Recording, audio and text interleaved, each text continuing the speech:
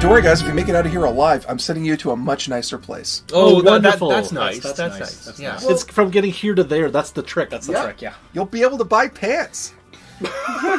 Wearing pants. I can buy pants now. Who needs pants? You're going to be made fun of for your lack of pants. Anyway. We have pants, don't we? You have thongs. We are a desert people. We have pants.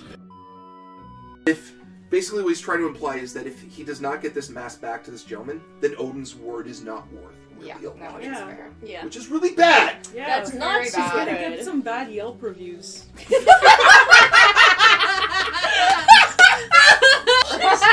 So it's like the word of Odin on Fate, Yelp reviews. It's like 1 out of 5 stars.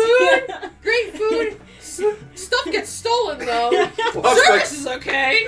I want to imagine that just like somebody, just like there's a Yelp page about Odin, and there's just like internet trolls just writing a really bad review. Odin can't keep an eye on one mask. He's only got one. But by internet trolls, you totally mean frost giants, right? Oh, Yeah. definitely. Yeah.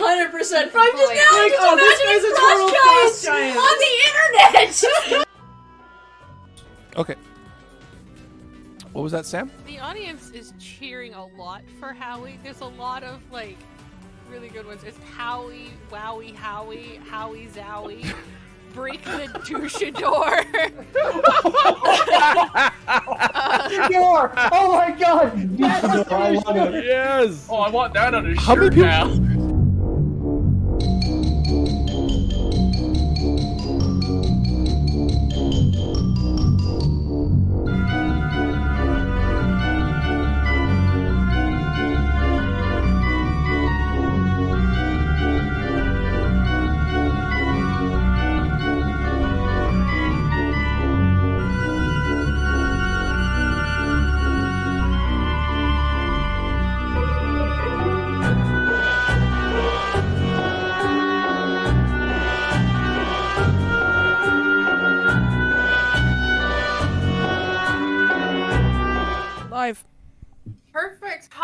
everybody. Welcome and thank you so much for coming to this D20 live stream today.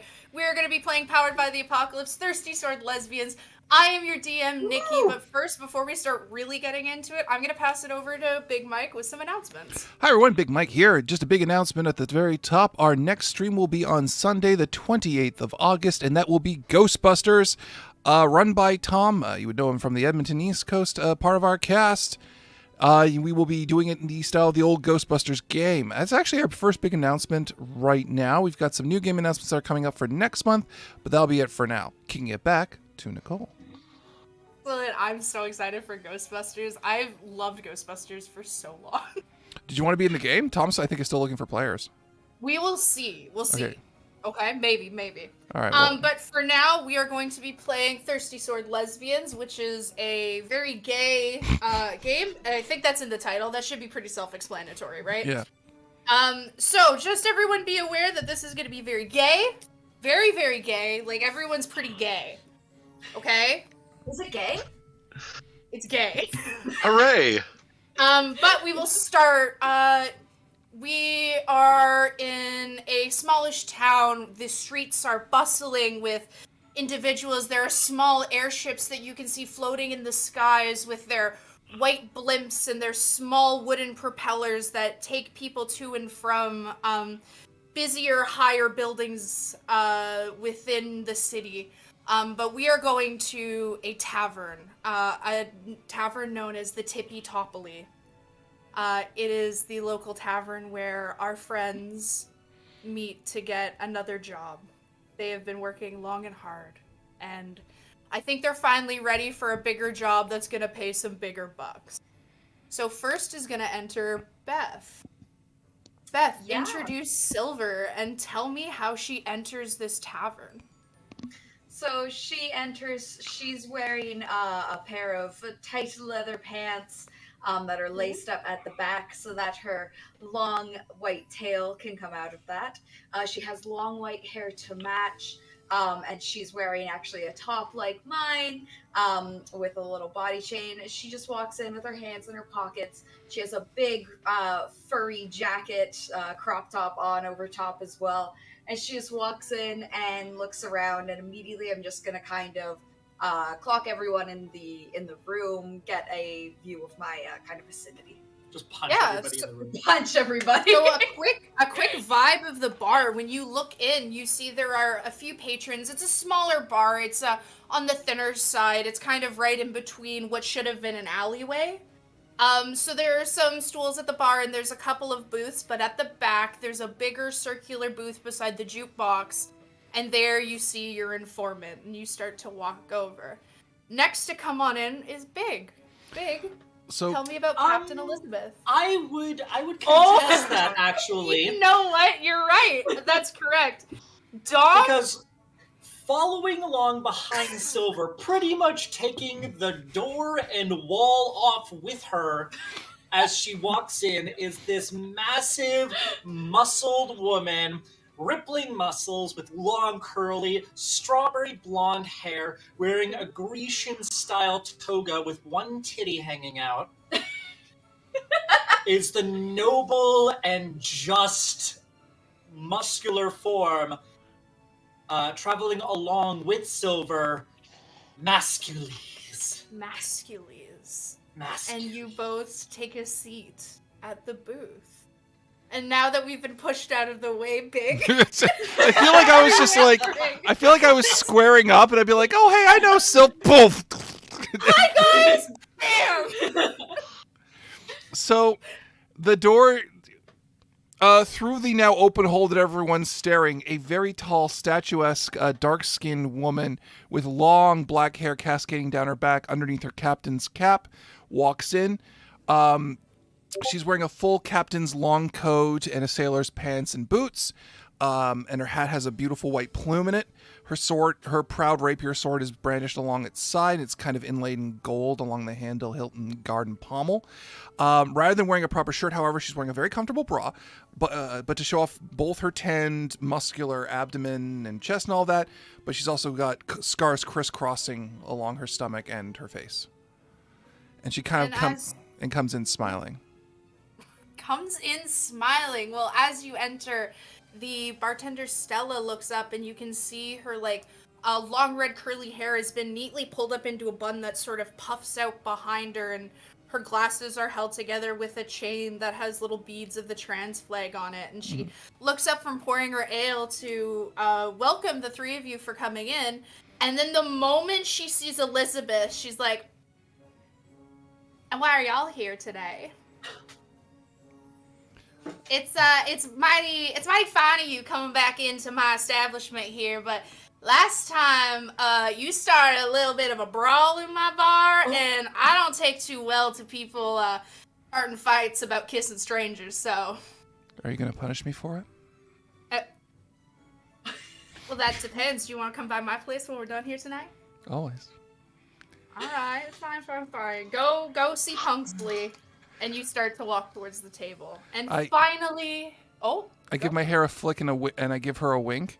And I walk up to the table, Silver, the muscles, and I sit down at my chair, kick up my heels, and put them on the table, and lean back. She looks a little aggravated about it, but she lets it slide. Because she also thinks it's really hot. I know. You can see her, like, her face kind of flushes, and it makes the little freckles that she has that are white and in the shape of, like, little stars and constellations sort of really makes them pop. And then finally we have the entrance of Jordan, the Countess. Tell me about it. The Countess. So the entranceway goes dark all of a sudden, a little bit of a shadow. The door gets kicked open. It slams into it on its hinges into the side of the wall, and in walks this woman who is dressed in a black cape, with a fur-lined neck ruffle kind of thing, like wolf fur. It's and the cape is billowing in a non-existent breeze, always, like I said before. Yeah. There's a silver gauntlet on her left hand, designed as a swordbreaker gauntlet. It is overbuilt and heavy, and very dominant on the one arm. She has a silver chest plate with filigree and several rubies inlaid in the chest area. Oh, okay. And on her back is a black back scabbarded broadsword. Literally a broadsword, because broad and women. Ha ha ha. Yeah. With a big set of boobs on the hilt. With rubies for nipples. Big, pretty boob sword. It's a comfy hilt. And you call her your broad? Yeah. Yes, Sam, what's up? Hi, Kiro011 has now followed us. Thank you. Oh, thank you very much. Thank you. Yay. Thank you. And I look around and I look at this bar and I'm like, oh, I'm so glad they've put a roof over this dumpster. And Stella from behind the bar puts her hands on. She's like, "Now you listen here, all right? And You've I been take here quite on a my few left times." hand you. And I act like I've never been here before. Now you have been here quite a few times, and every single time you come in and you kick my door, and you leave a hole in my wall from where the door handle hits. Well, why do you put a door handle on the other side? That doesn't make any sense. Anyways. People gonna leave. People can leave through the various holes in the wall. This place is disgusting. How people come and steal. Now listen. What, you locked the door to this place? I am thought just they would going be to doing you a favor. politely ask you. Listen, you're very pretty and very intimidating, okay? Yes. I am just very politely going to... Yes! I am just very politely going to ask you to be just a little nicer on my door, okay? I love y'all. Y'all bring some great business. Y'all really helped our local community, since everything fell apart really fast. So, I'm not mad. Don't kick my door in again. You hear? And she, when she says that, she takes out a bat and just puts it on her counter and crosses her hands in front of her. She's like, "Now we gonna have a problem, or are we okay?" I just kind of narrow my eyes at her and I say, and just kind of walk away. And she blows you a little kiss. Nicole, I would like to hail the bartender. Yes, love, what can I get you? You there, wench! I am the mighty Mascules, and I speak for myself and for the lovely Silver here. We come to Tippy Toppily from Bitty Bottomly. There was not enough of a challenge at Bitty Bottomly. Please give us your finest selection of wenches.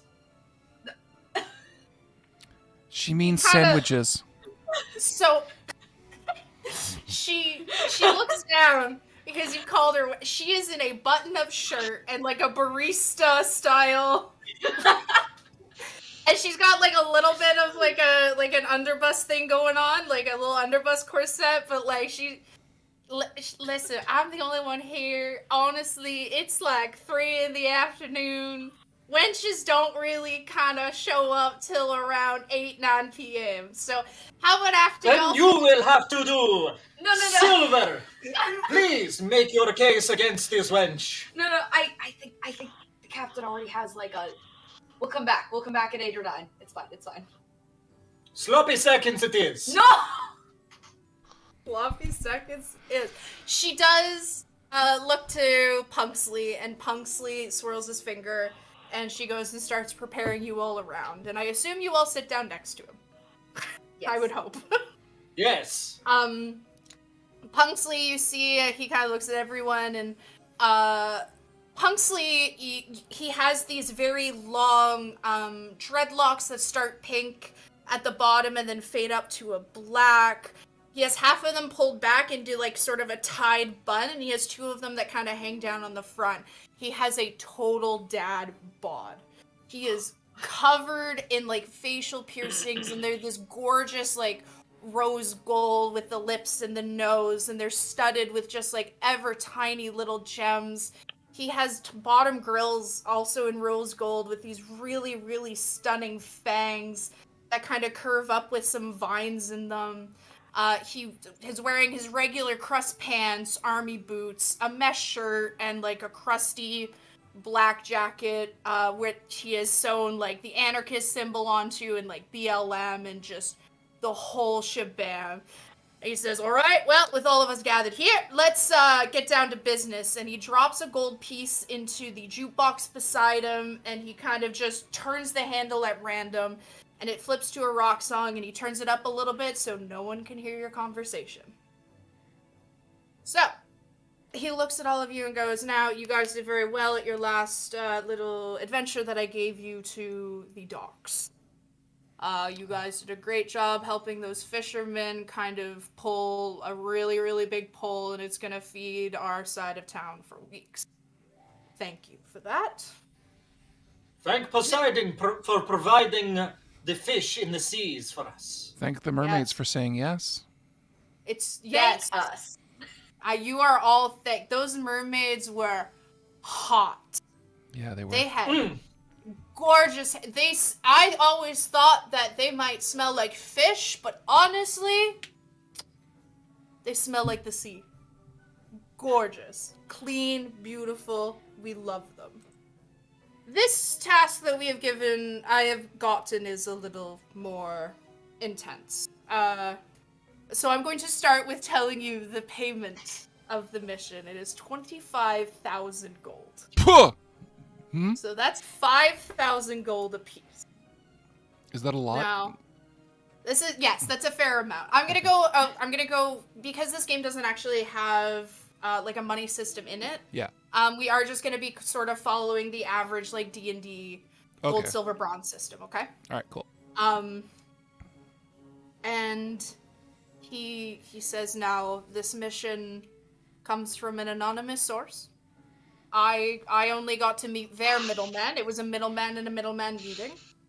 I can't tell you who it is for, but I have been told that no harm comes to the individual. And he kind of goes into a bag that he has beside him, and he opens it, and he pulls out 4 tickets to the upcoming Lord's Gala.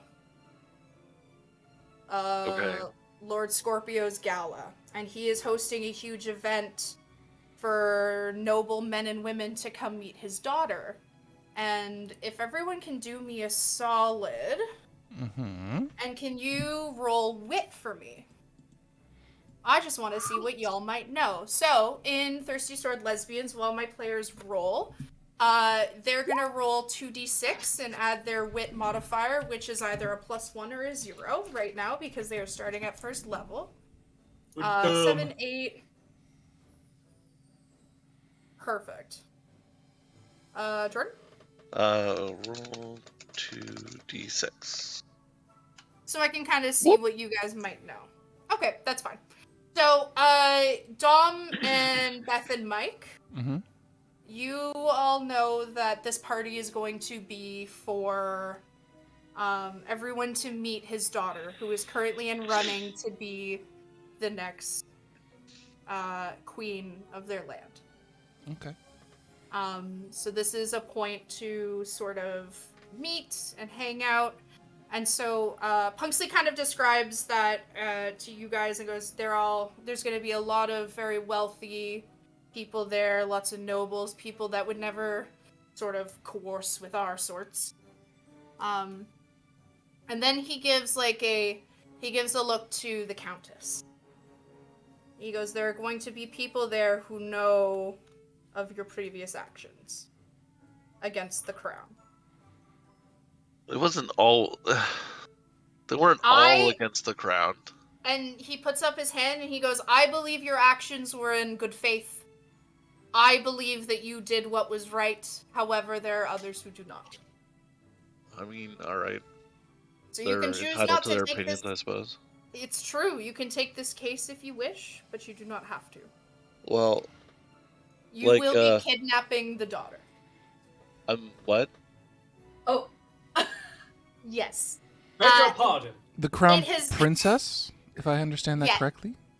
Well, she is currently only a lady of the land. She hasn't been crowned anything. And he kind of takes like a big drink. Sort of a matter of time index, isn't it?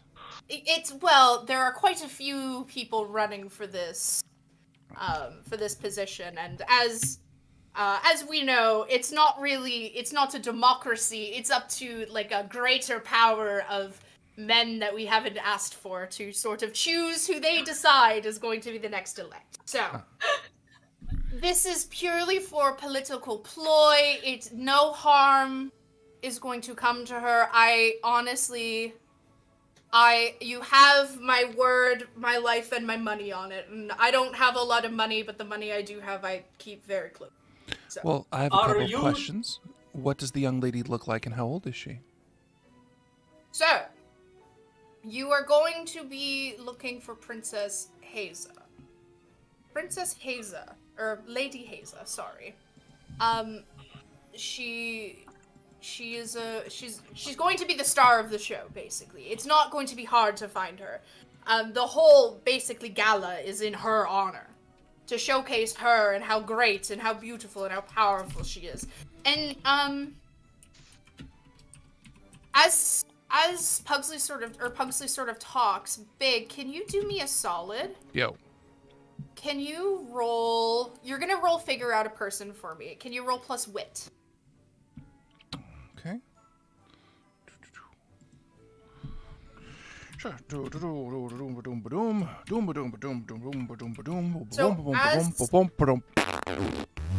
Okay, so you're gonna mark an XP as a failure. Okay. Right. I can spend that. But you can definitely sort of see that Punxley is getting like worked up about like talking about her specifically. And he says, you know, she's always very well put together. She's got this huge afro that is always just perfectly in place constantly, and she always wears these giant, just huge dress, unnecessarily huge. She goes for a walk downtown, and it's just this flowing dress. It gets dirty, and she just throws them out. Anyways, so you are just classic. going to be right fast fashion, the worst. So you are just going to be kidnapping her. You don't have to sedate her. You don't have to necessarily try to like force her into this. Most nobles are told that if someone tries to kidnap them, if you just go with them, you have a higher chance of surviving. So they're not really going to fight you. Okay. You had a question over there, the strong one, the scary one. Yes, I believe my question was the same as the captain's second question, which was, how old is she? 22.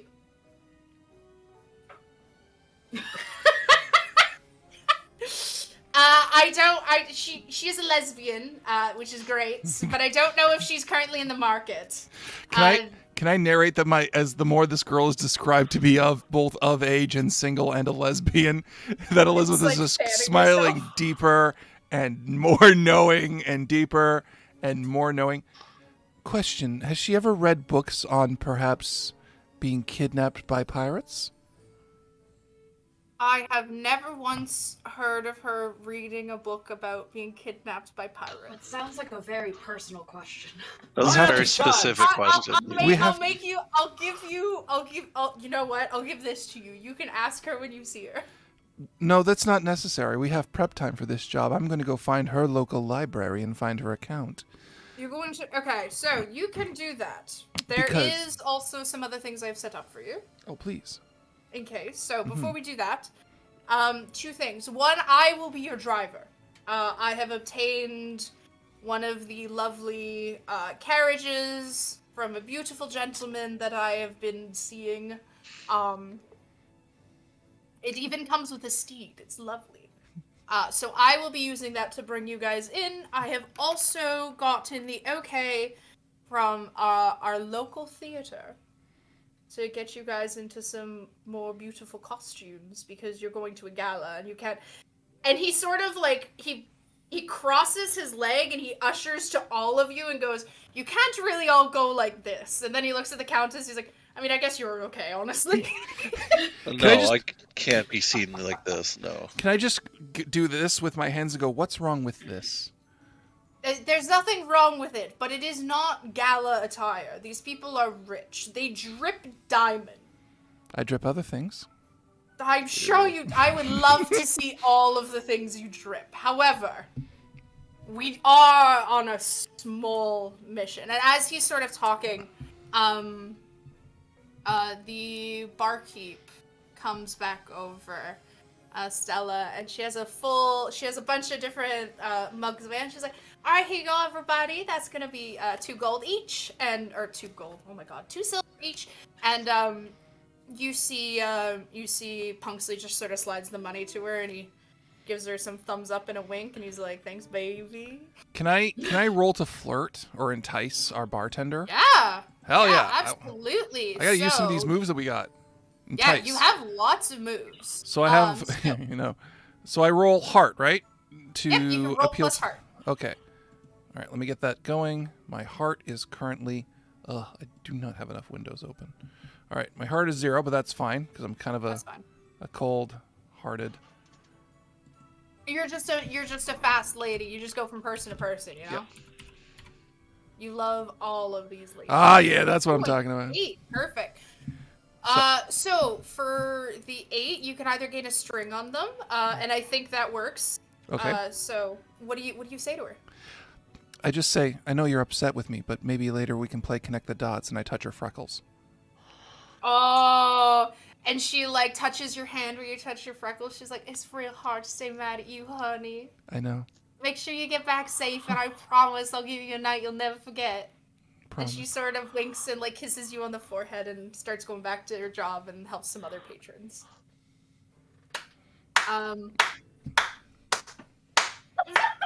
Just openly clapping. The Silver like breaks down what you said. She's like, "Oh yeah, that was good." Oh yeah, it was good. It was good. That was good. I kind of like push my mug away from me because it's gross. Like that was a little bit of a stretch for a discount. For a discount. If you're not having that, I'll have it, and I start double fisting the beers. Okay, so we're double fisting here. Wouldn't be the first time he's double fisted anything. Oh my. And so while you guys are kind of giggling, Punksley starts laughing and he goes, "So, we have tickets to get you in. We don't know how the inner workings are going to go, however," and he shows you guys a little map. and it's just the basic layout of everything. And it's so that, honestly, it's so that you as the players can kind of just like ask me and I can send you to places and you guys have a little bit more information without having to feel the need to just like wander around aimlessly and not know where to go. So we do have knowledge of where the areas are going to be. Okay. Any questions? So basically, if I understand this right, our preparation is getting the dresses, and that's pretty much it. Is there any other prep we want to do before the job? It's true. What else would you guys... You can go and do any shopping you want. I will say, as GM, each of you has about 100 gold to spend. There isn't, like, a list of items in Thirsty Sword Lesbians, so anything you want to bring, just run by me, or anything you want to go kind of do and find, let me know, and I will be more than happy to give you a yes or a no. Okay. I know what I want to do, but does anyone else want to go first with what their ideas are? Well, I have to pick up my gala gear because Yes, I can't wear this peasant garb to a gala. We will all go to that together. He goes, I will have to lead you guys in. The lovely person there knows me very well, and they are quite fantastical. Is there anything I should get? What do you recommend? Should I bring like a rose? So you wish to seduce her? Oh, were we having a competition? I mean, not necessarily her, but someone. I feel like I should be ready. Yes, you should. A rose for if you wish to woo them in the seductive sort of Casanova way. Perhaps a fish if you wish to do it in a comedic way. Yes. I have an idea that might actually work. Hit me. Well, I would like to try and seduce the young lady who is our captive by playing to her romantic sensibilities, but we'll have to get out of there effectively. Who's to say that there isn't maybe perhaps a captain of the guard who might actually be a young lady who we can find research about? And you can seduce with opportunities of a better life. It sounds as though you are trying to get Silver to not seduce the lady. No, I believe all is fair in... Yes, that's actually it. I don't see a point in lying. I will have you know, Captain Elizabeth Scoperta, that nothing will stand between Silver and the woman of her eye. But what if the princess isn't the woman of her eye and you're forcing someone on your lady without her consent? That's not a very good thing to do. That is true, but it is also not for you to decide. It's for her to decide. I haven't heard her This make is a decision. warning. I'm fucking warning you. You know this. Well, the pretense gets dropped. What do you wish to go do, Elizabeth? I want to hit the library, and I want to try and find out what kind of books this kid has been checking out, because I'm going to dress myself as her fantasy, for lack of a better term. Cool. So, do you all kind of want to go to the library with Elizabeth just to, like, kind of get some information as well while you're there? Sure. So, you guys make your way to a small local library, and there, the librarian behind the counter, she's incredibly old. Like, she looks like the wind would blow her over. And then she just drops the biggest stack of books on the table. And they're, like, huge, like, encyclopedias. And she goes, what could I do for you, lovelies? And she has these big green eyes that are just, like, magnified by her huge glasses that are, like, basically this thick. You know what I mean? Like, they're just, she needs them to see. What could I do for you? May I make a wit roll to outwit her on this lie? Cool. That I'm going to tell. Okay. Wit, roll, we're rolling wit. Let's roll some wit. See the wit, roll 7. It'll be a mixed success. Okay, so what are you trying to figure out? Well, I tell her, well, I hear there's a new book series all the rage. Even the lady... Oh, God, what the hell Her is this? name's Haza. Yeah, the lady Haza is actually invested in it. I was hearing she was talking about it, this series at a recent fete.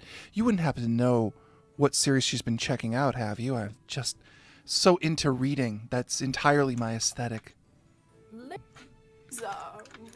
Well, she doesn't come by the library down here to get a book. I assume she has her own library, but... And she kind of winks at you, and she goes, I do send the orders to the castle. Oh. She has currently been reading a book about... it's a very romantic, sexy novel. Wow. It always is. It always is. And it is actually about undead. It seems she's looking for something. She's reading a spooky novel. She seems to enjoy scary. This one specifically is about a witch sort of necromancer. But on the cover, she's wearing a beautiful red satin dress and not much else, honestly. There's lots of blood. Is that helpful to you, sir? I don't have any here right now. It's very popular, but if you do need it, I can pre-order it for you. Oh, that would be lovely. How much is it? It'll be 1 gold for the 1 book, please. All right. That's only fair. Excellent. Countess, do you have a red dress I can borrow? Because this pretty much just sounds like you. Red dress that would fit you? I don't think so. Well, then I'll have to get my own red dress. That'll fit me. True. Is there anything? Yeah. So, 2 things I would like to do. I want to try and do an action, and also go buy something. Okay. For my so let's action, start with the action. Yeah. Yeah. I wish to channel my spirit. Make a spirit roll. Okay. I pull out my sword, which is essentially just like a spear, like a Grecian spear with a sword on the end of it. Yep. And I plant it in the ground and kneel before Silver, and I pray. And I say, mighty gods of love and of loin, Eros and Aphrodite, please give me a sign as to how Silver, to whom I devoted, might be able to woo over the lady that we are investigating. Send me some sort of sign.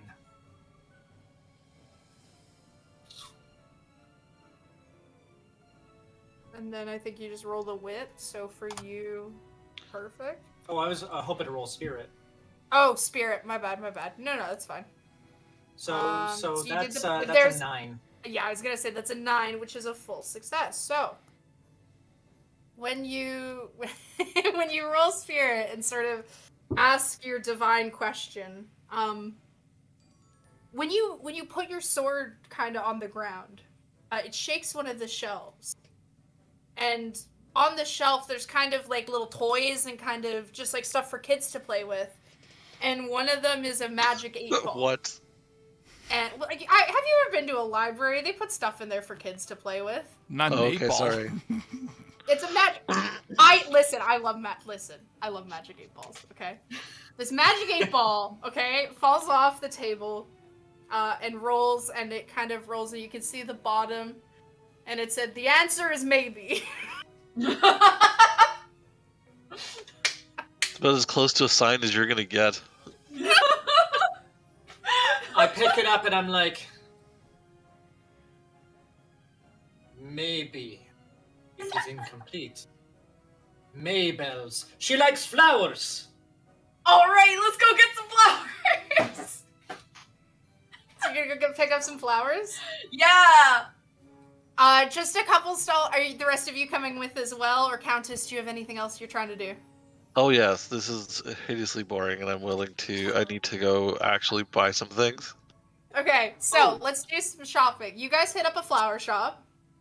Yeah, and the other thing I wanted to buy was just like a fucking net, in case we need to grab this bitch. Okay, yeah, I will keep that in mind. So in case we need to grab this bitch. Okay, Dom has a net. Great. Oh no, she'll come along willingly. I did tell you guys she would come along willingly, but if you think a net, you know what? It's true, just in case. And you want to buy some flowers. How big's the bouquet? What do Maybells actually look like? I have no idea. I don't even know if that's a real flower. Is it not? I swear. They are. Okay, Oh, they're cool. really Yeah, cute. they are. They're pink. Yeah. Oh, they are just really like pretty. it's like a small bouquet. Oh wait, It's but she like a likes big things. A big bouquet. A big bouquet. Okay, so you grab this big bouquet of maybells, and you pay 2 gold for it, because they are freshly grown flowers. And the nice gentleman behind the counter, he like pushes up his glasses. He's got little suspenders and like overalls. He goes, "Okay, like have a good day, thank you." Please remember, you guys are being sent to a costume like warehouse at a theater to get all gussied up. So, but if there's things you think you need to buy for your gussy up costume, I also totally don't mind. Is there anything else you want to look for before we head over? I'm assuming that they'll have hats, much akin to the hat I'm wearing. Oh yes, Yeah. They have the whole shebang. Like heels, stockings, Yep. the full Oh, yeah. 9. Oh, And yeah. I'm going to take a sheath from my sword. I can't think of anything else I need apart from a grappling hook and rope. A grappling hook and rope. Yes. A grappling. I will give you one or the other, and the grappling hook is going to be the rest of your money. But grappling hook's useless without a rope. The grappling hook comes preloaded. With a rope. Preloaded. I'm thinking about the one from Gravity Falls. No, I'm thinking of a legitimate hook. Just the actual hook. Oh, I thought you meant like a gun. No. Just Okay. the hook with the rope Yes, attached. okay, sorry. Yes, absolutely. Yes, we can absolutely do that. Yeah. Okay, that's totally fine. That's 10 gold for the whole thing. You have a grappling hook, and I'll give you 20 feet of rope. Thank you. Countess, is there anything you want while you're out and about? Yes, I'm going Do it. to, aside from my already existing gala gear that I have in a trunk in my in room, because you know, my tavern room or whatever it is I'm staying. I'm going to purchase a red silk gown. Okay. You don't want to use the peasant costumes? No, God no, ew. Those have been Okay. worn before. Okay, so a red silk gown. Like a silky gown? What does it look like? Is it tight? It's tight at the top with a plunging neckline, and then it frills out at the bottom. Ooh. And I then guess it's some titty. Like, does your Side lady have like? Oh, it's side boob. That's a good one. Okay, great. it's tasteful. It's tasteful side boob. Yes. And then I'm going to have 2 pistols made. Pistols. Yes. No, we don't do guns in this sort of world, unfortunately. No? Not real ones. No, sirree. In this world, Sorry, it Globin is Schlobin. thirsty, sword, lesbians. Okay, swords only. I see. Unfortunately. So then I'll have 2 swords made. Yeah, absolutely. We'll do short swords. And they'll be pearl inlay. Okay, so the guy kind of Pearl, looks at pearl and ivory. the lady who works at the Pearl and Ivory. The lady who works at the store. She's like, well, when do you need these for? Right now. And she kind of like looks at the fire that has like a piece of like iron melting in it, and then like looks back at you and goes, we have like roughly what you're describing here, and like shows like a little bit of a shorter sword than what you were asking for. Okay. But it does have the ivory and the pearl. That's oddly specific. I'll take it. Perfect. Thank you. So you take the one sword, and now you have the sword. And I'll kind of slide it down like the back of my, like the scabbard on the back of my hip there. She's like, do you need a new hilt for that, or are you good? Yeah, sure. Do you have one? She hands you a shiny pastel pink hilt. I'll take it. Perfect. It's got like that kind of like pearlescent shiny to it. Yep. It's very pretty. And Punxley comes back around and says, yeah, okay, y'all ready to go? For the dresses, I am. Anyone else For have anything the else they want to dresses? purchase? Yeah. Okay. Can I drop the just need grappling to hook and pick rope? mine up and- Sorry. Yeah. Where do you want to drop it? I want to put it in his lap and be like, hold that for me for a bit. Sure. And he kind of ushers to the like huge like coach that he managed to get from a richer man that he's been schmoozing with. He goes, do we want His sugar daddy. Do we want basically? It's like, do we want to take my car? Sounds good. So we all hop in. You guys can put anything that you've bought. You can leave it in the car safely. When you guys do get to the house, he will be parked with the rest of them waiting. So if you need to come back to get it, that's totally valid. Okay. So you come up to the local theater. It doesn't have a creative name because for a long time they were very poor. So it's just called the theater. It was recently and by recent I mean I guess probably about a year and a half ago, was funded by a very, very wealthy man who was probably avoiding taxes. But we did get new seating out of it, and we got a whole costume den. So Pungsley takes you to the back, and he knocks on the door, and he gives, like, a weird kind of patterned knock. And opening the door is someone about 5'4". They have buzzed hair, and, like, these giant, black eyes. And they're wearing, like a sleeveless turtleneck, and you can see they have this, like, swirling dragon tattoo covered in roses. And they go, Pungsley, hi! Are these your friends? And Pungsley goes, yes, these are the associates I was telling you about, and they're here to rent some costumes from you. And they go, oh my god, hi! And they put out their hand and they're like, I am Frankie. I'm the stage manager. It's a pleasure to meet all of you. Just kind of reach out and be like, yes, you as well. Okay. It's a pleasure to meet you, Frankie. I shake Frankie's hand, but like, too hard. Alright, so I also shake Frankie's hand just at the end. when you like... shake Frankie's hand a little too hard, oh, Frankie kind of like jumps a little bit and like pulls their hand away like a little faster than you're comfortable with. I need you to mark one feral. Okie dokie.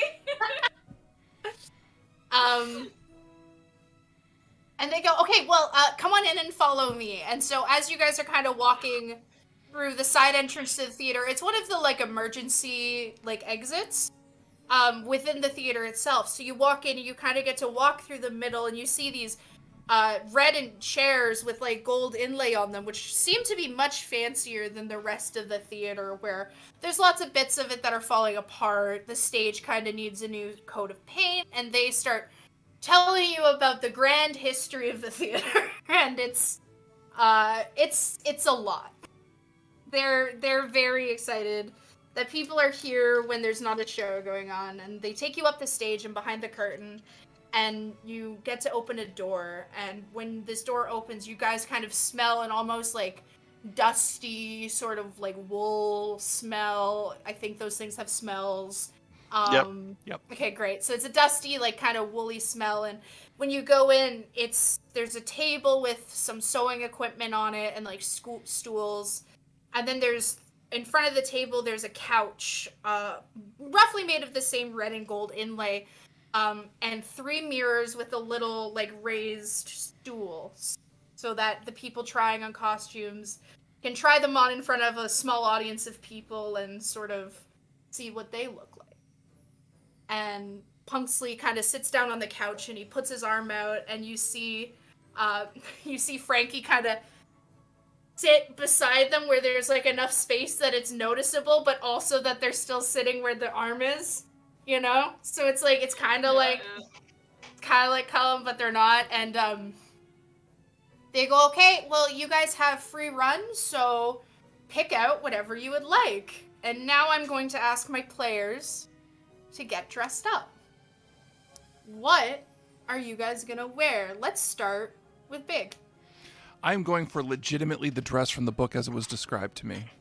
Perfect. Okay, so you're doing something it's very revealing in the back, so it's gonna be like a red sort of crisscross in the front of like very, very thin material. and it goes very, very low in the back. Okay. But it also has like a small piece in the back for you to carry the hilt of your sword in. So your sword would be on your back, and you would pull it out, kind of Wonder Woman style. Of course, as the only way to take evening wear in a bladed weapon. The bottom of the dress is a little like flared outwards with just like kind of a little bit of black coming up it. Okay. I get, of course, a nice pair of heels. Something not so high that I can't run in, though, but they still look elegant. We'll say like 3 inches. Yes, I'll take a woman's take on how high heels can be while still attending combat. I will say 3 inches is a good one. So 3-inch heels. Yeah. A lovely pair of stockings. And of course a huge Lady Dimitrescu style red hat, and I'm taking the plume out of my own hat and popping it in there. I love that. That's super beautiful. You do a quick twirl on the little stool, and everyone kind of claps for you, and they go, all right, next. And up next we'll do Jordan, because I'm sure Dom and Beth are going to go together. So I'll be standing on the stool, and I'll just shed everything I'm wearing right then and there. And I put on the gown that I purchased. Yep. And it is it comes up over the shoulder, like down the side, just like a strap sort of thing. So you get like that side boob action, like I said. Yeah. Very low cut. It stops around the back. Jeez, I don't know the words for anything. The back portion of it stops just above my hip. Yep. Or like the small of my back. The hollow of it? Yes. And then it flares out to the ground. I'm wearing 4-inch heels because I have to one-up Mike just a little bit. Must you? Well, I mean, your plan is a good one, so I think I can do it better. Okay, bring it on. Let the games begin. And then I'm going to have my short sword and my broadsword sheathed as around my hips. Yep. And then the normally silver gauntlet will be replaced with a golden ruby, one with spiked fingers, and like a spiked top knuckle. So just what I was wearing before, but like grander, more gems, more gold. I'll have a long chain pendant going down the center of my chest as well. And as you're changing, Punxley kind of snaps his fingers and goes, Frankie, just because this individual needs to be a little bit more inconspicuous, is it possible that you would be interested in a wig? Ooh. Me? Or would you like to keep... Yes! Well, you're the nobles know what you look like. Exactly, but I'm not that person anymore, so... Well, we stand the growth. We stand growth in this house, alright? And next so they will let me in. I mean, I'll be honest with you, I don't think the people at the gate are going to know the difference, and that's where we have to give the invitations to. So. Exactly. And then lastly, I put on my cloak, which is, instead of wolf fur, is snow leopard print. Ooh. And then there's less billowing than before, but there's a lot more fur, so it comes up around my ears and down my neck and stuff like that. Yeah. How Chronicles of Narnia Ice Queen of you. Yes, exactly. And so we give a little twirl and some claps all around. Everyone loves it. And I look very expectant for the claps, but I bow nonetheless and then make my way off of the little podium. Frankie makes eye contact with you for like 3 seconds and blushes and immediately looks away. I stop and I look at him and I just kind of smirk and keep walking. Excellent, excellent. Okay, and then we have Dom and Beth. Describe your outfits. So, hear me. You match. I had figured out. No. I have no idea what you have planned. I was trying to see, and you have written nothing. I had planned an outfit before the session started, which happened to be a super low back red dress. You can also wear a super low back red dress. But I feel like I want to change things up because everybody's wearing fucking red dresses now. The red dress game. Well, darling, if you feel like you can pull it off better than me, I invite you to try. Listen, I had a whole image in my mind, but I want to be different. So instead, I'm totally not just looking through pictures right now from my. Do we need to circle back to you? Maybe you We'll go circle first. to Dom. Yeah, I'll do something to match you. Don't you worry. So where Mascules usually has on a toga with one titty hanging out, blah blah blah. Now she is wearing a much more elegant white toga that does not cover the top at all. She is wearing a corset that cups the boobs. Both her tits are out. She is wearing tasteful golden pasties. Yep. And she has body chain that goes up from the nipples all the way around her shoulders and down along her back. She looks immaculate. And of course she is wearing gladiators. Dom? As well, that go up along the calves. Sorry, Mike, am I turning you on? No, I'm just going to say you never have a right to yell at me about how I role play a woman in your campaigns ever again. Please continue.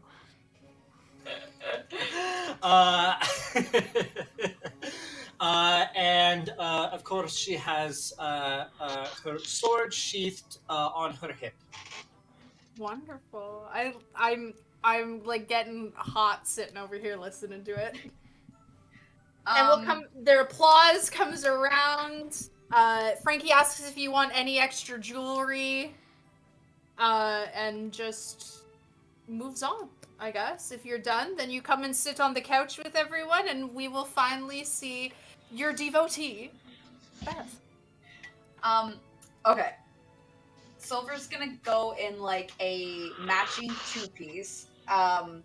It's gonna be an off-the-shoulder top. It's this dark navy blue, very tight, and the whole thing is covered in glitter. It looks almost like the night sky. And then a high-waisted, high-low skirt, more form-fitting at the top. But as the back of it, the long end goes down, it does kind of flow out into a little bit more of like an A-line. I'll just punch a hole in it for my for my tail. Yeah. And I realized I didn't mention in my original description, she does have wolf-like ears that have piercings, so I'll make sure that all of my piercings have like beautiful jewelry in it. And yeah, I'm just very like this deep navy blue and very sparkly everywhere. And as you do your little swirls, Punxley claps and laughs and says, "Good show to all of us. We are, because of our little shopping trip, we are beginning to run late, so shall we make our way?" Of course. Good. And you see, he turns to Frankie and grabs her hand and kisses it and thanks them and says, "If all goes well, I'll be back later." And begins to leave. And just to give Frankie something to remember, as soon as everyone's leaving, I'll just kind of do the same thing and say, "It was a pleasure." Oh, you get a string on Frankie. Oh! One string on Frankie. Frankie is just loving the people here today. This is fun. Yeah, is everyone else ready to head out? Yeah, of course. Yeah. Okay, perfect. So we hop in the car. Punxley is not a good driver. Punxley was gifted the vehicle, and so the horses are kind of, they're half mechanical, so they don't, basically it takes all the stress off of the horse, where you're sort of trying to guide them. And so, because of that, he doesn't have to be good friends with the horse, mostly because he will be returning it later, but he is just sort of pulling the reins. And you guys are going a little too fast, but you do eventually make it to the front gate. Now, the front gate is this tall, looming, like, white gate covered in yellow roses. Just covered in them, and they're intertwined with these like golden vines that wrap around. And as you sort of drive up to the first checkpoint, you see the gatekeeper. He asked Punksley for the tickets, and Punksley, well, before you guys left, got changed into a full black tuxedo for the occasion. So he's looking nice, fucking dapper as hell. And he hands them sort of the tickets, and you see the guy kind of look at them and look them over and like, and goes, "All right, thank you very much, everyone. Please continue forward."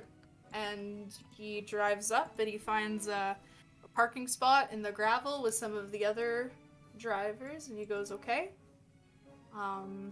We know of the entrance upstairs, and so if you're gonna go in the balcony, we know you can go in the front entrance. You are welcome here. However, the only thing we do know is that the lady is going to be making a grand entrance at some point." Aren't we all? So she hasn't yet. She has not yet, no. We are arriving about 10 minutes before the party is supposed to officially start. We can assume that she will be doing her entrance very, very soon after that. What room is hers? So, from the map knowledge that you have, the ballroom has a big set of stairs, and then it goes into the west wing and the east wing, and she lives in the west wing. There's only about 4 or 5 rooms up there, one of which is a drawing room. One is this huge, gigantic bathroom with like an indoor spa and like fresh running water. And the main one at the end of the hallway with big, giant overlay doors is going to be her room. Does her room connect to the bathroom? No. Her room does not connect to the bathroom. From the information that you gotten from the map, she basically has that wing to herself, where the west wing is her father's wing. Okay. So he also has his own bathroom over there, and he has his own everything. Can I grappling hook up to the bathroom? I would say there is definitely a window to the bathroom. If you want to sneak around, is everyone going to come with? Let's start with that first. Or just some of you want to go inside? Because if we split the party, that's fine. I'm gonna go inside. You're gonna go inside? I believe we're also going inside. Yeah.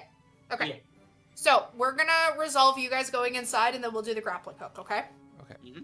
So as you guys walk up to these beautiful marble stairs that sort of lead up, there are shrubs and trees that have been perfectly cut into extremely precise shapes. There's some that look like circles, there's some that look like D20s, there's some that look just the whole shebang. There's ponies, and above the stairs there are these 2 huge like gargoyles that stand there to guard them, but you can see that the doors are open.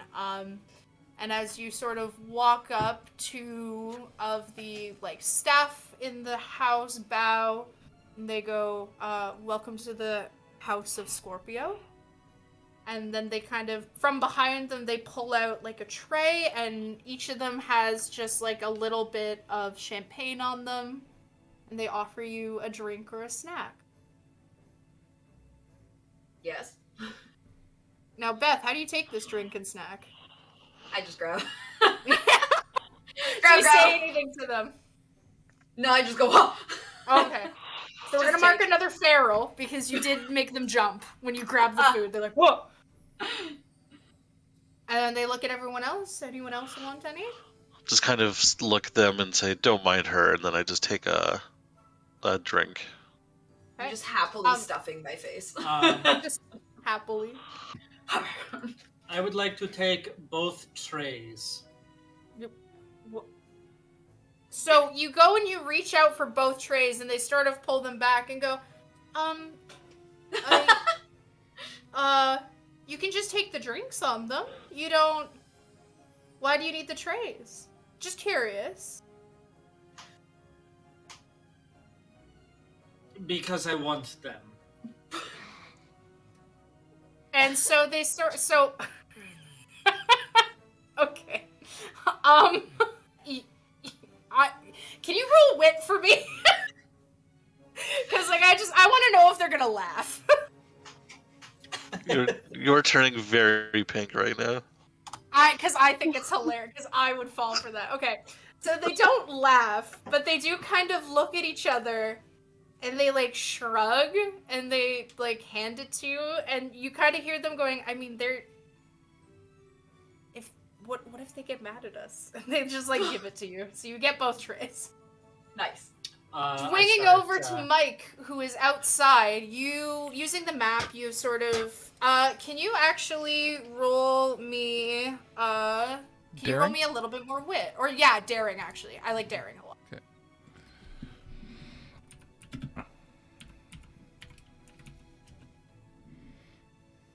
This should be a 7. Yep. So you're standing outside the rooms, and you can see between two that it could possibly lead to the bathroom. All right. One of them has a light on, and one of them does not.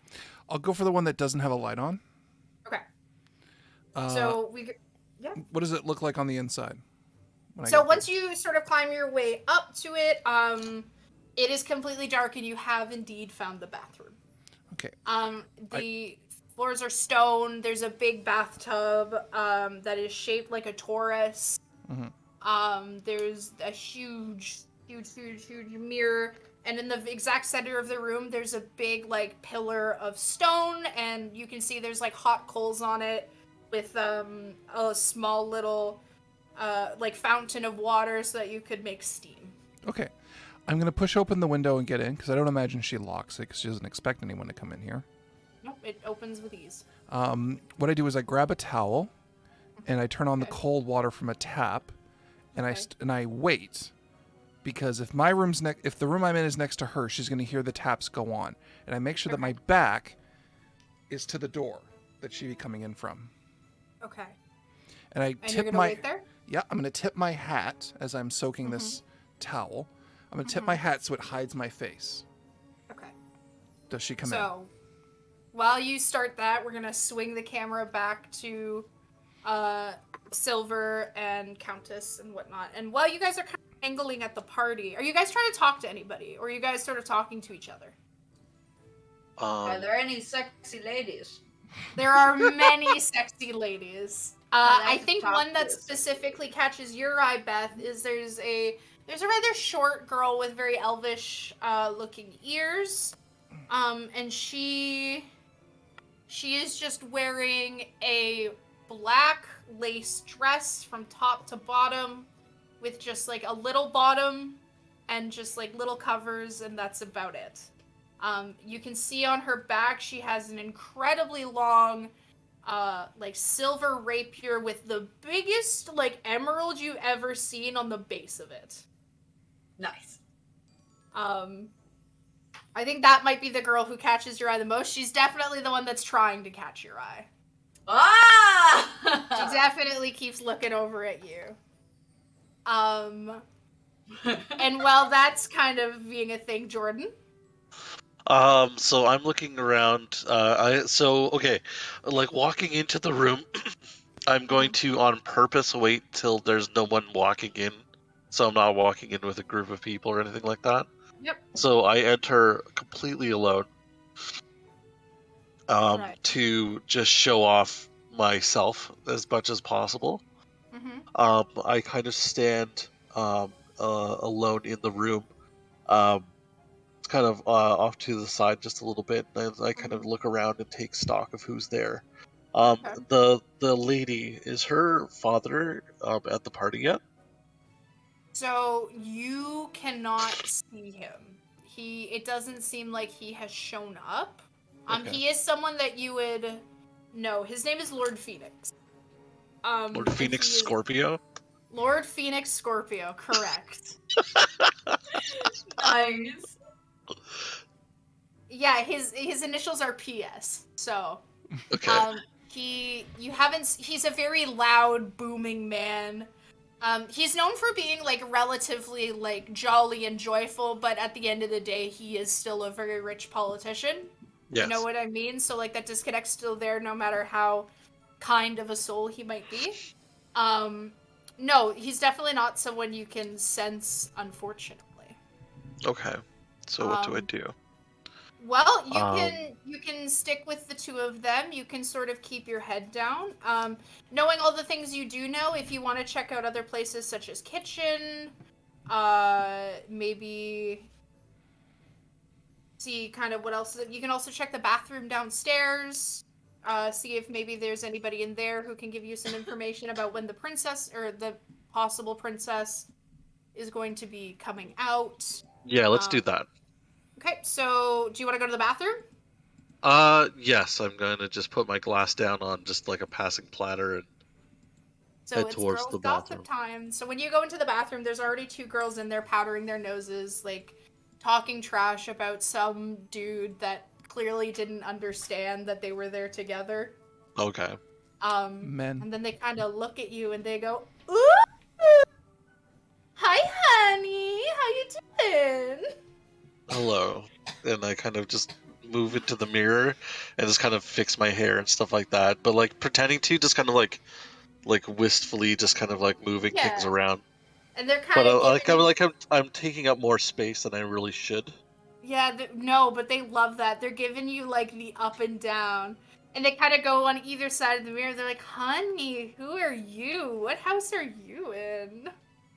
I kind of take my gauntlet, I drop it on the table, and have like the claw parts just like gouged into the counter.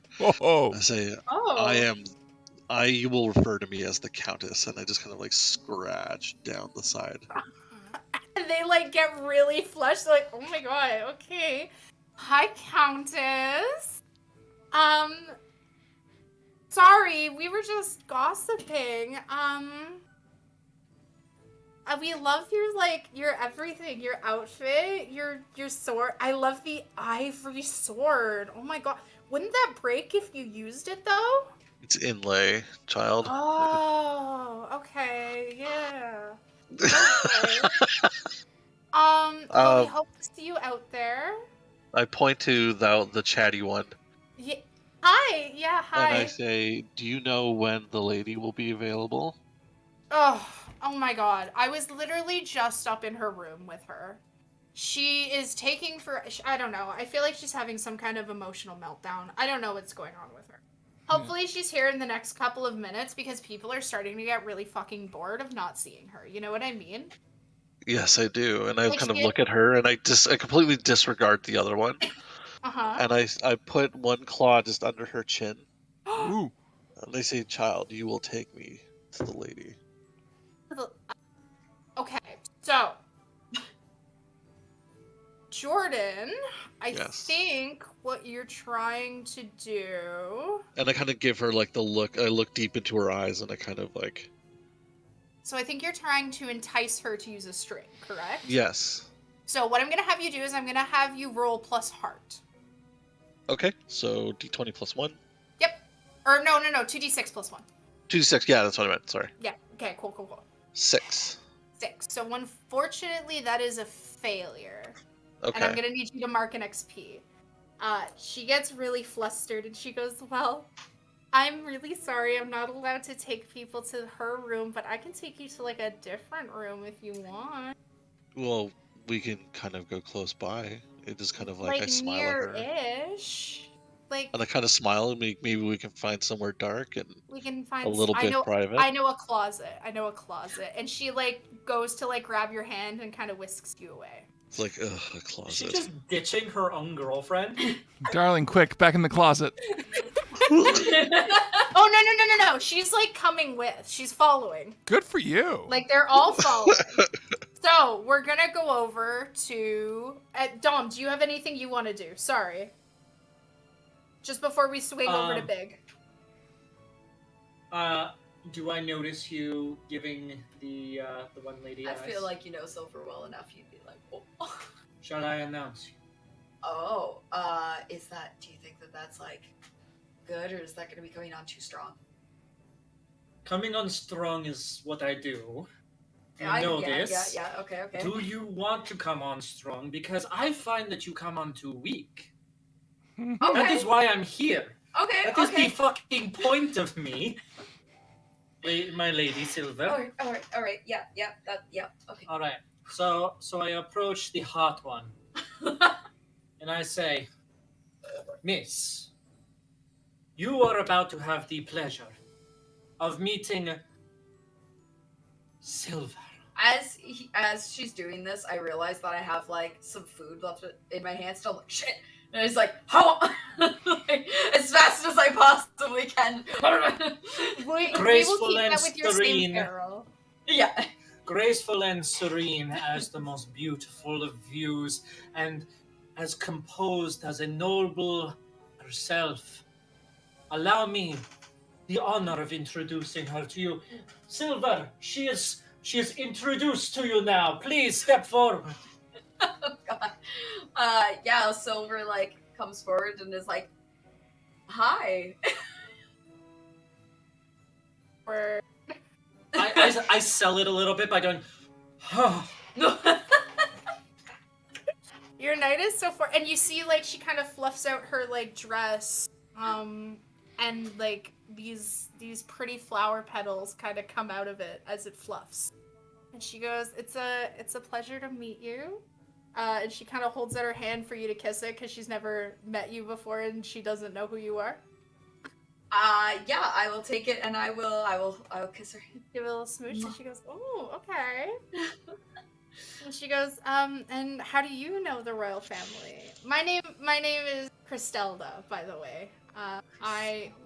Christelda. So because of the kiss, you can take a string on Christelda. And Christelda goes, "Hi, I've been with the royal family for a long time. My dad runs one of their main emerald mines. It's a really lovely place, honestly. Like, we offer full healthcare and benefits to all of them. We don't overwork them. It's very important to, and like the healthcare like also goes to their families, like it extends.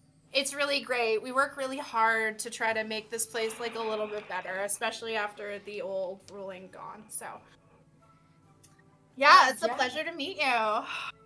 I'm the lady's old pen pal. Pen pal. Oh my god. Yeah. So wow, I didn't know that she wrote to anyone. She literally never fucking writes to me. We've been friends since childhood, but okay, yeah. Well, I chime in. Well, perhaps you are too close to be needing of such additional effort. Perhaps you have a effortless friendship with the lady, whereas Silver is from Estonia. Oh, Estonia. Are you both from there? In the east. In the east. Estonia. Estonia. And she kind of giggles. She goes, you know what? I do know of that place. It's a little small, but I do know of that place. Yeah, I'm looking forward to catching up to the lady. We had actually made plans tonight that we were going to kind of try to sneak her out later today and do a little bit of partying. Oh my god, do you know a good place to part? Honestly, I hate these kind of parties. This is so lame. These like big dresses and shit. I'm super not it. Do you know of a better place? She kind of walks towards you and starts walking away from the people she was talking to. She's like, "I'm so sorry, I'll talk to you guys later. Bye." Do you know of a better place to party? Like, do you know where we can get some like fun stuff? I'll tell you what. Because she's not really supposed to leave the party. Yeah. If you're able to help us make a little bit of a distraction and keep people looking somewhere else so that we can get her out, I could do I know any party places actually? You know, you can literally mention the tavern that you were going to, which was the Tipsy Toppily. The Tipsy Topsy? The Tipsily Topsily. Tipsily Top. Or the name is gonna. Or the Biddy Bottomly. Or the Biddy Bottomley. It's true. I'll be like, there's this place. If you're able to make it a distraction, you can meet me at the Tipsy Topsy later tonight. And I'll like, oh right, I don't have a pen and paper, but I'll be That's okay. My driver's local, he knows.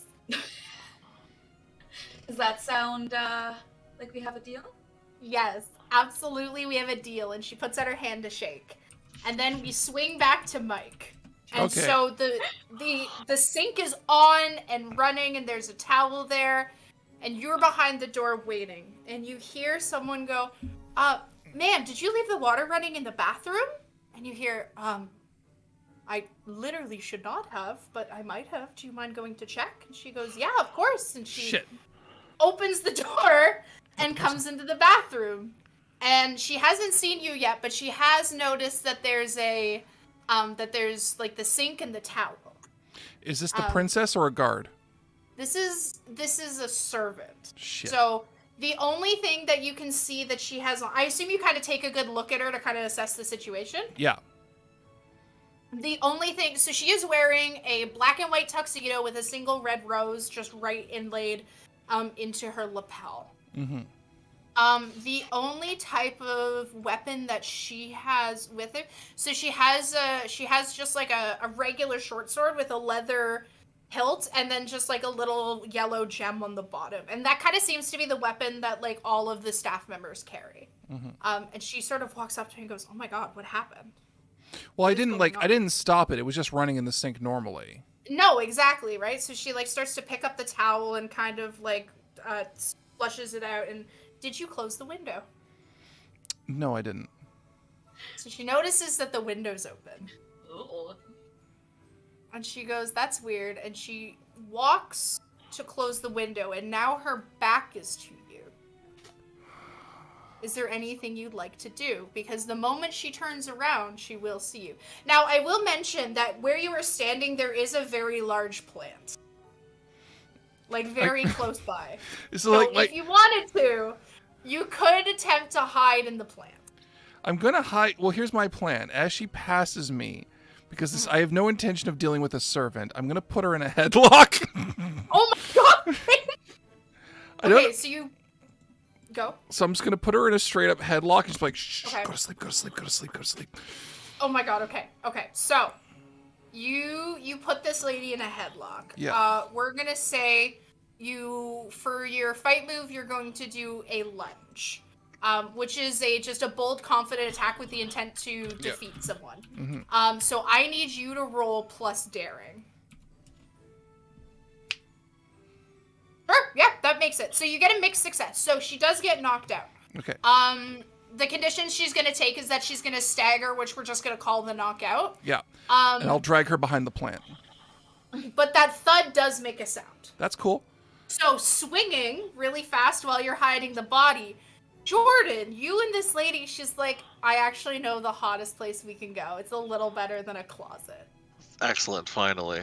And she goes to turn a door. She walks up the stairs, because she is allowed. And she goes and she turns the door handle.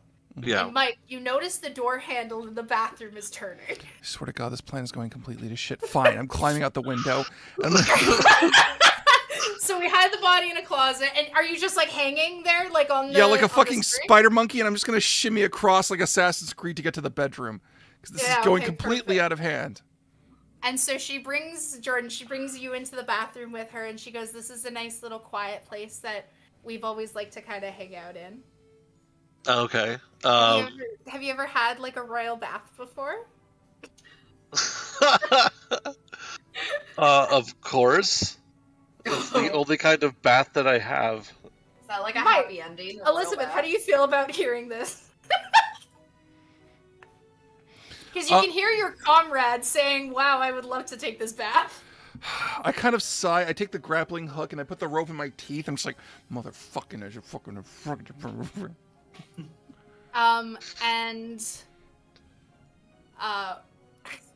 So they have you in this bathroom. And they ask if you mind like turning around so that they can just get changed. and I'll do the same, and I'll just tell them that I'm just going into the next room, and I'm going to be right back in something a little bit more comfortable. And they say, perfect, we'll be here waiting. And they kind of wink at you and like give you the little like the flick of the like foot. Oh, don't be afraid to start without me. And so you leave. Where are you going? You are now upstairs. Yeah, I know. So Yeah, go. I'm going to just kind of casually like flick the lock on the door and kind of close it behind me. Okay, you're gonna try and lock them in? Yeah, basically. Okay, so we are attempting to lock them in. What should I roll for that? Should it be... That you can just do. That's totally fine. I'm gonna be honest, they are making out. Yeah. I do not notice you flicking the door, like flicking the lock to make sure that it kind of stays shut. Perfect. So that's absolutely fine. I'll just kind of like close the door and I'll kind of like whisper to myself, I'll be back for this later. Absolutely. And so after you shut the door, downstairs you hear a scream. And we searching for a lady that we're supposed to be after. Yeah, so because I absolutely must be Mike there. You fucking won't. So while you're searching, you hear a scream from downstairs, and it's we're gonna swing back to Dom and Beth, and you see the girlie that you were talking to, and she has tripped and fell and spilt wine. Too early! And she doesn't know that she's tripped and fell and spilt wine all over someone. And instead of being like, oh my god, I'm so sorry, she's like, don't worry, I made your dress look better. That piece of shit, you should have never worn it here. Oh, damn. We gotta go.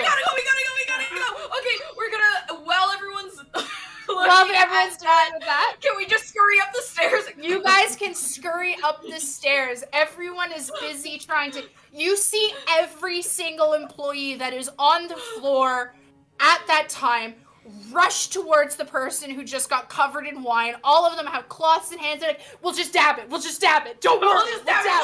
We'll dab it. You're being dabbed by 6 people. And you guys head upstairs. Do we see the Countess upstairs? You do see the Countess. As soon as I see the Countess upstairs, I'm like, we gotta go! I look over at them and I'm like, oh, Jesus Christ, what have you done? I made a distraction. I just didn't think it was gonna happen, like, right now, but it's happening right now, so we should move. So right now.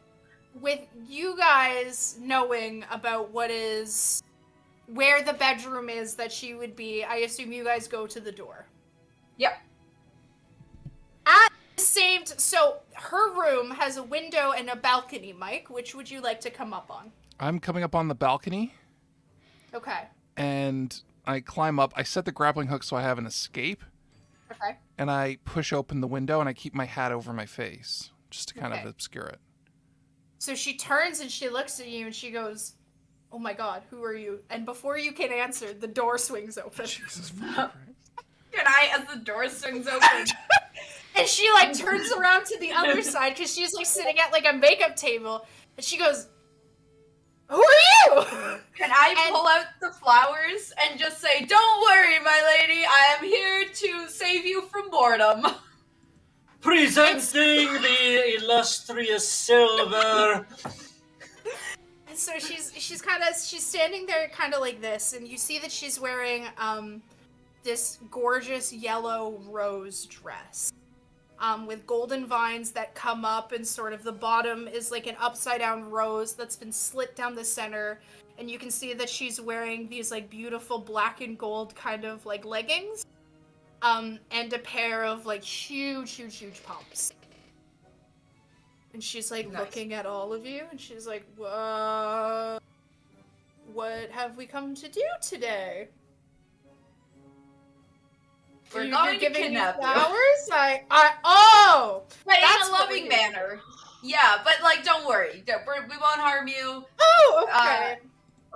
We're gonna have a fun time. It'll be great. I know you're not gonna harm me. And she stands up and she says, I want everyone to come in the room. Okay. She looks at Captain Elizabeth. She's like, including you, Elizabeth. She knew your name. I lean over to Silver and just kind of gesture to the net, and I'm like, is she being difficult? We'll see. We'll see. Yes, Not yet, Countess. not yet. I know all of you. I know Silver. I know Countess. I know Captain. And I Well, of even course you know me.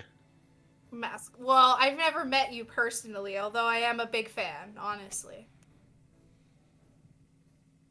So she kind of looks at all of you and she goes, well, this has been incredible. I thought I was going to get to enjoy at least a little bit of my party. But you all got here pretty fast, so... Well, no. Honestly, that's what I wanted. And she walks over and she has a tray, like a food tray. And she lifts the lid of it, and underneath it is all the gold payment. Hey! Oh, she wanted us to go. Oh, I get it.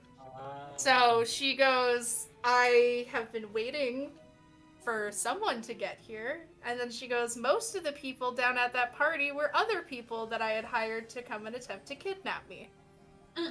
There were a few of my friends strewn about, and they kind of knew what was going on, but... So that woman I talked to downstairs totally knew.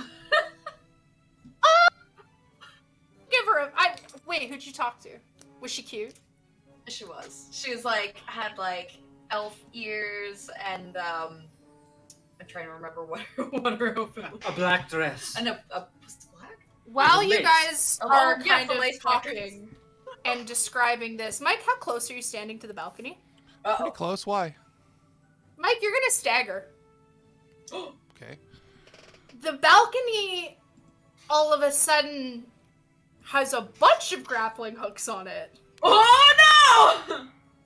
And a whole bunch of... You see a whole bunch of arms start kind of crawling over, and it's all these, it's these men and women, and they're wearing baggy pants and big fluffy hats, and you see kind of their ship come around, and they pull out their swords, and they start to kind of slash at the curtains and at the windows of the whole doors and break them open, and it's pirates. Pirates have appeared. They're not my And pirates. so, not your pirates whatsoever, no, but what you do see in front of you as the kind of ship comes around, a woman grabs the side and she goes, well, hello there, princess, or I guess maybe soon to be. I noticed you've made a big grand party and you didn't invite me, but you were that putting rhymed. out a... and you say that and she like looks at you and goes, thank you. I see that you put out a big bounty on your head, and me and my boys over here, we love bounty, and it's this huge, Paper tall towel lady company, yes. who only bar. does leg day. She has like the thickest thighs. She's wearing black leggings with her tall sailor boots, and she's got the blue jacket with the golden inlays and buttons, and the red underbust corset with her white ruffled shirt, and she's just gorgeous. I'm stuttering thinking about her. She's fucking gorgeous. Is this And I Captain pull out- Lapis? This one- is Captain Lapis. You've met her before. Do we like each other or do we hate each other's guts? You have had a romantic past. You have spent a very passionate evening together after both of you worked together to stop a single pirate raid. They were not very sportsmanlike. They did not respect the rules of parley and the what sort. But she does brandish a sword. And do the 3 people who came with her. And she goes, now if y'all are here for this, yeah. Sorry, can I pull out my sword and point it at her and just be like, if you were truly a good pirate, you wouldn't have said you liked bounty, you would have said you liked booty. Booty. And she kind of thinks about it and ponders. She's like, I mean, you got me there. And she kind of leans on her ship and she's like, my old beauty here, SSCDs is, CDs? is CG's all I've ever. nuts? And she laughs. You say that out loud, and she goes, "Got him!" And it's like this deep, hearty laugh, and she pulls up her sword, and she goes, "I have already outwitted one of you. Now how can I outwit the rest?" And she's looking for a fight. So You I see- pull Yeah. my broadsword. Yep. And my short sword out from the side, and I just say, "You come for the wrong target today, Lapis." So really fast as well. Big, you have been staggered. Yes. So you got shot onto the bed. And it's a really beautiful round bed. It's the plushest thing you've ever landed in. You really don't take any damage. Yeah. What would you... I'm going to say that her introduction and everyone's kind of quips at her have been around and you've kind of come to your feet. Yeah. What would you like to say to her, and would you like to pull on a string?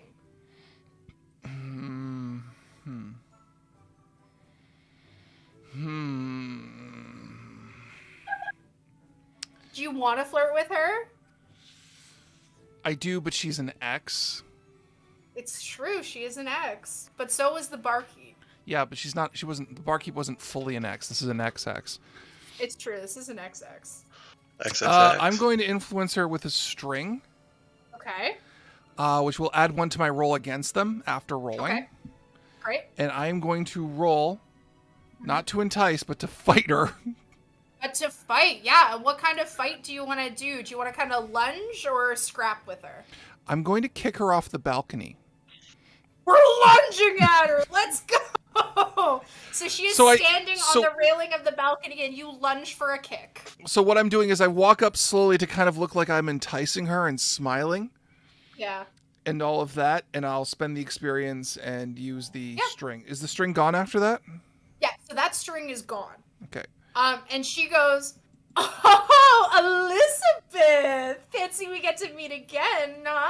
Scraping the bottom of the barrel for money nowadays, I see. Not much of a worry." And then she starts to kind of pose and try to look cool, you know? She, like, puts her, like, where she goes, "Not to worry, I'll make this quick."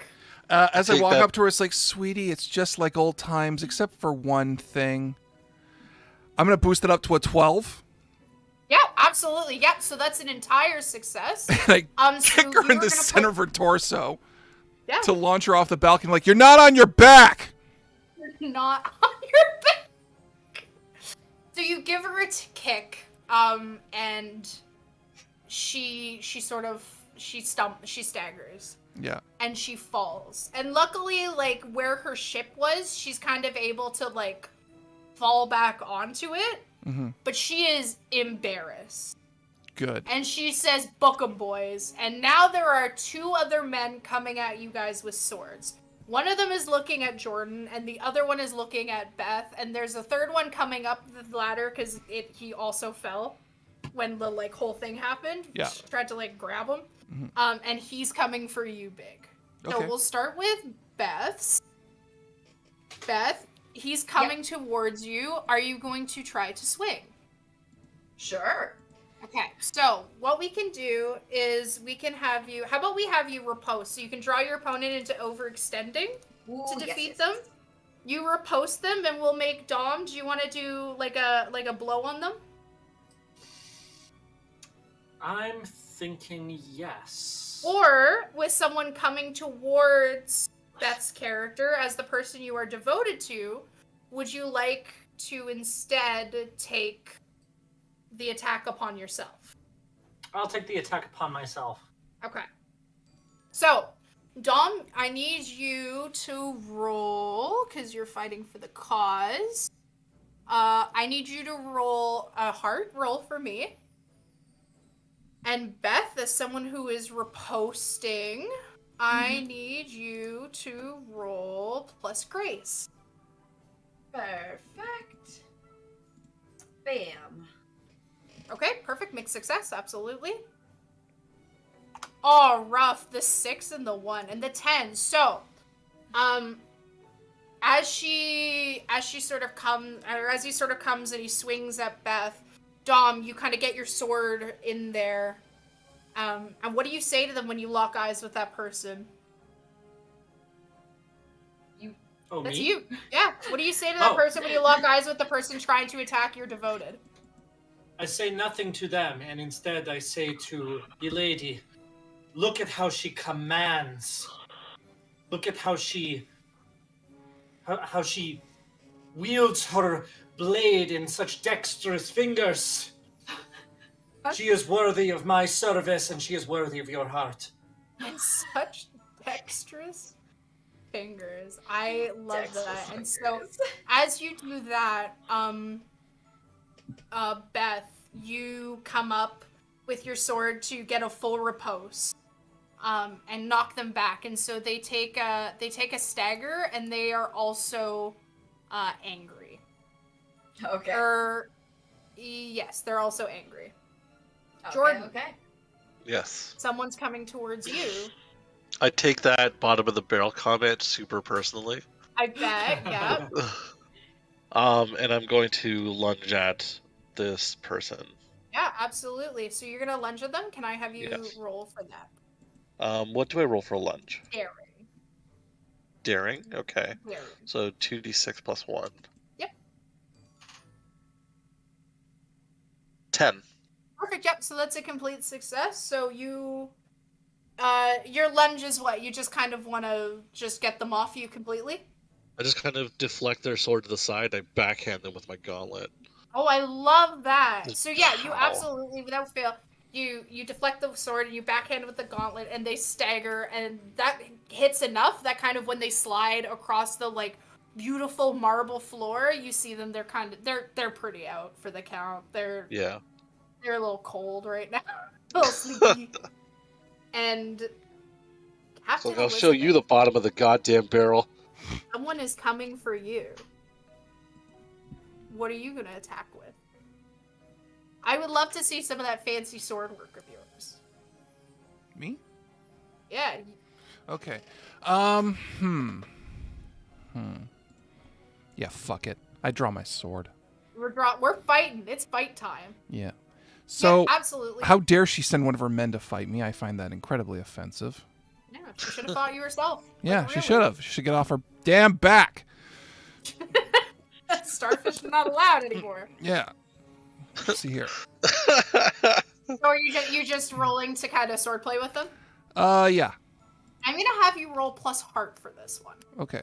Because what we're gonna do is scrap, and so you're pissed. You're just kind of swinging your sword, hitting all their things. I'm a little miffed by this entire circumstance. None of my plans have come to fruition. I spent a lot of time working on them. Perfect. 7. Oh, you just made it. So this individual, you also, because of your scoundrel, with impressive swordplay, whenever you roll +7 to fight, you may gain a string on someone. So you gain a string. This person is so impressed with your swordplay, they back up and they are frightened. They can no longer fight you. Okay. Nice. Who's the person? For the sake of the game, I'm gonna call her Angela, but she's just a goon. Okay. And you see Lapis kind of pull herself back up, and she sees that her men are in shambles, and she's like, what the fuck happened? And she puts her sword in the air, and she goes, all right, lads, we live to fight another day. We win some, we lose some, and she points directly at you, Mike, and she goes, but one of these days I will win some. And she puts her sword up and puts it back in her sheath and hops in her... Lapis. Sounds like you lose a lot.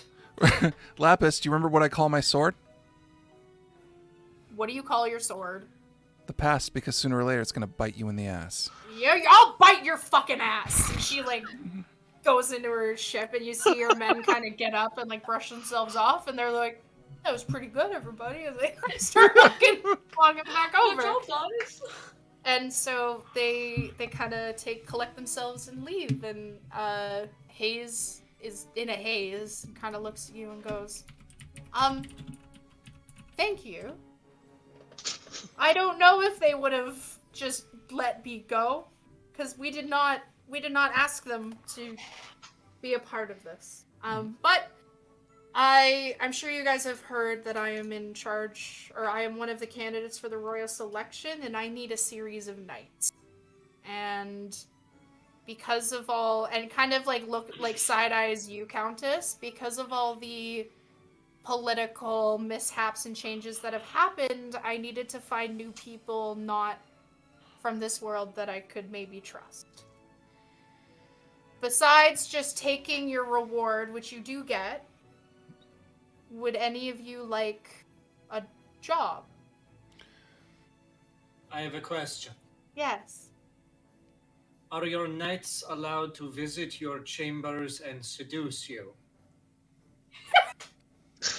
I'm gonna say yes, because that's always been like a thing of mine. Although that and like points to Mike and goes, that red dress is literally killing me though. Like Elizabeth is making her hot right now.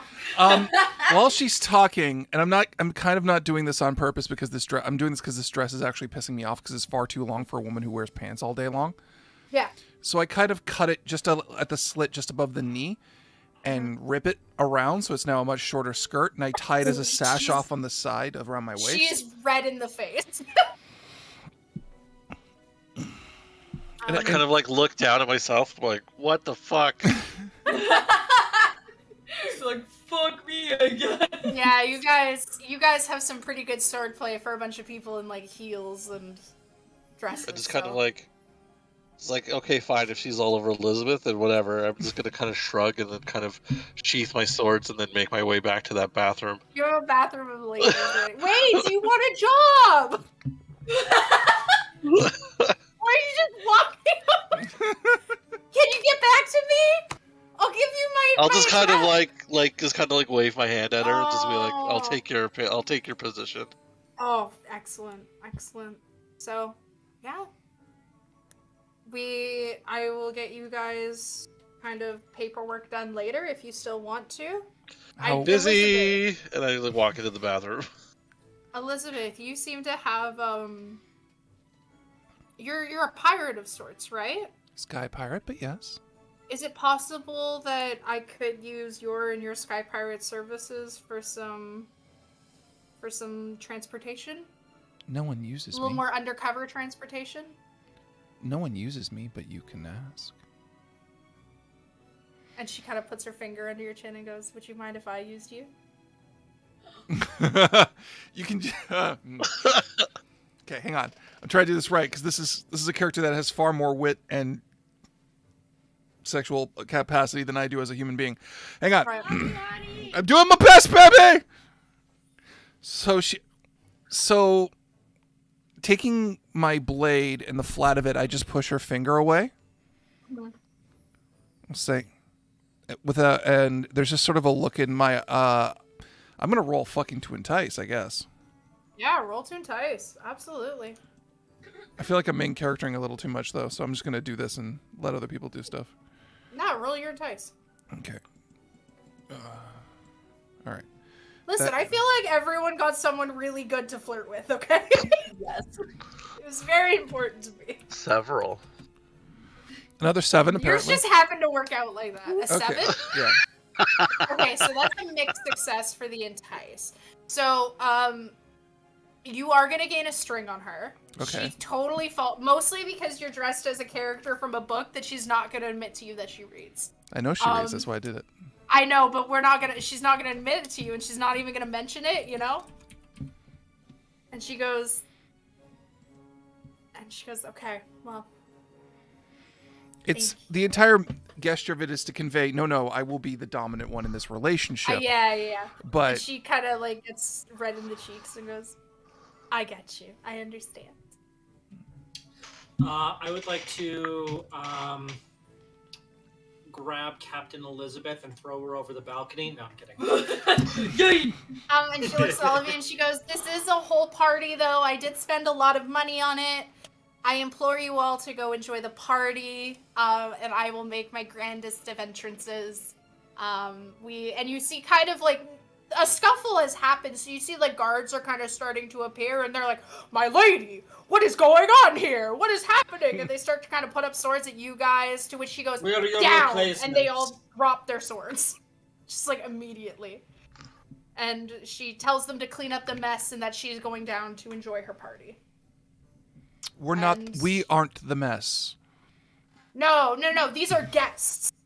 These are guests of mine, and they are here to enjoy themselves. Please make sure they enjoy themselves fully. And then she looks at you, Elizabeth, and goes, "Would you like some pants? You seem like you'd be more comfortable. I have some very fancy pants." Most people try to get me out of my clothing, but I like my dress. Everyone's got to leave before we do that. That does it. Yeah, that does it over. As everyone makes their way to the party, I just pull Silver aside and kneel before her and say, "Silver, I'm sorry I failed you this time. However, there is still the girl with the lace dress. Perhaps I can help you with her." Honestly, that's like the best I've ever done, so you've done very well. Not until you are stripped of your... No, we're going. And you guys all enjoy the rest of your evenings.